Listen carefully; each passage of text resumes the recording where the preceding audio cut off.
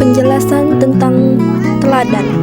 Keteladanan berasal dari kata dasar teladan, berarti hal atau sesuatu, perbuatan, perilaku, sifat, dan lain sebagainya yang baik ditiru atau baik untuk dicontoh. Oleh karena itu, secara simplitis, keteladanan dapat diartikan sebagai meniru atau mencontoh. Teladan adalah perbuatan, sikap, perkataan, ataupun perilaku yang baik dan dapat dicontoh oleh orang lain. Teladan juga dapat diartikan sebagai patokan yang harus diikuti. Selanjutnya, penjelasan tentang pahlawan. Pahlawan adalah gelar yang diberikan kepada seseorang yang berjasa kepada bangsa dan negara. Pahlawan juga dapat diartikan sebagai orang yang menonjol karena keberanian dan pengorbanan dalam membela kebenaran. Struktur biografi. 1. Orientasi.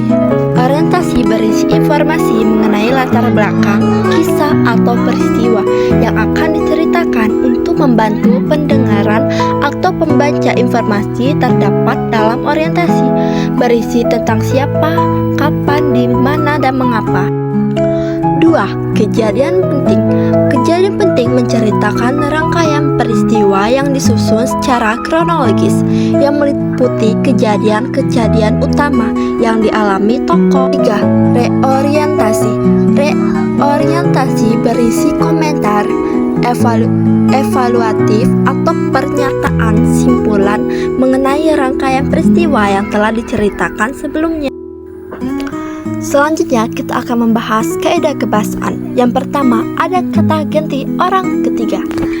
Teks biografi menggunakan kata ganti orang ketiga tunggal seperti ia, dia, atau beliau untuk menghindari pengulangan nama tokoh. Kedua, kata kerja tindakan digunakan untuk menjelaskan aktivitas fisik atau peristiwa yang dialami tokoh. Contohnya, belajar, membaca, berjalan, atau melempar. Kata sifat digunakan untuk menggambarkan karakteristik atau sifat tokoh secara detail, seperti pintar, rajin, atau jujur. Kata kerja pasif digunakan untuk menjelaskan peristiwa atau tindakan yang dialami tokoh sejak sebagai subjek, contoh diberi, dipilih, atau ditugaskan. Ciri-ciri biografi. Ciri-ciri biografi. 1. Berisi kisah nyata tentang seorang tokoh. 2. Mencakup seluruh aspek kehidupan tokoh seperti identitas pribadi, latar belakang pendidikan, riwayat pekerjaan, hubungan, dan kematian. 3. Menggunakan kata kerja aktif untuk menggambarkan tindakan dan pencapaian tokoh. Menggunakan kata sifat deskriptif untuk menggambarkan karakter dan kepribadian tokoh. 5. Menggunakan keterangan waktu untuk menunjukkan urutan peristiwa. Kemudian, tujuan teks biografi. Tujuan teks biografi adalah untuk menceritakan kisah hidup seseorang, baik tokoh terkenal maupun individu, biasa dengan tujuan memberikan inspirasi, motivasi, dan pengetahuan kepada pembaca, serta menyoroti nilai-nilai yang patut diteladani. Langkah-langkah menulis teks biografi. 1. Menentukan tokoh. Pilih tokoh yang berpengaruh dan memiliki signifikasi dalam masyarakat. 2. Mencari data. Kumpulkan data tentang tokoh seperti identitas, karya, penghargaan, pencapaian, dan masalah yang dihadapi. 3. Memilih data. Pilih data yang relevan dengan tujuan penulis. 4. Menyusun teks. Susun narasi dan struktur orientasi peristiwa penting dan beri orientasi. 5. Merevisi dan mengedit. Setelah selesai menulis, lakukan revisi dan editing untuk memperbaiki teks. Contoh teks biografi. Contoh teks biografi tentang ibuku. Ibuku bernama Diana Novitasari. Ia lahir di kota Palembang tanggal 18 Oktober 1986. Aku tidak tahu pasti nama kakek nenekku karena mereka sudah tiada saat aku masih kecil. Bagiku, ibuku itu adalah sosok wanita tangguh. Dia bisa melakukan semua hal tanpa bantuan.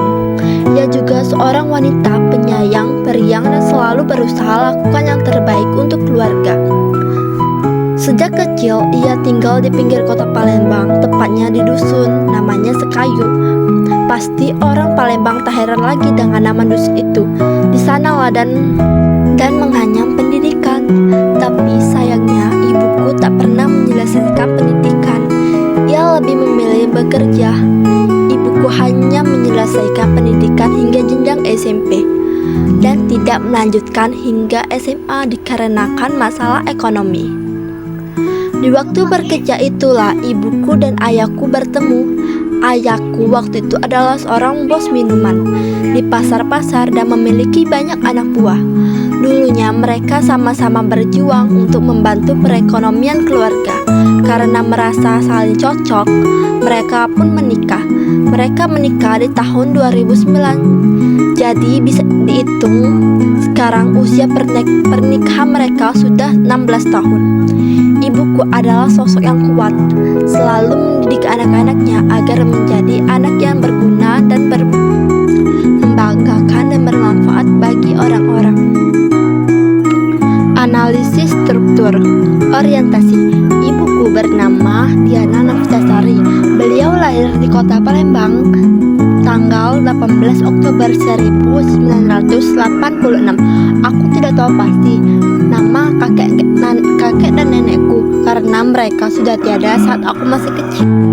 Peristiwa penting. Di waktu bekerja itulah ibuku dan ayahku bertemu.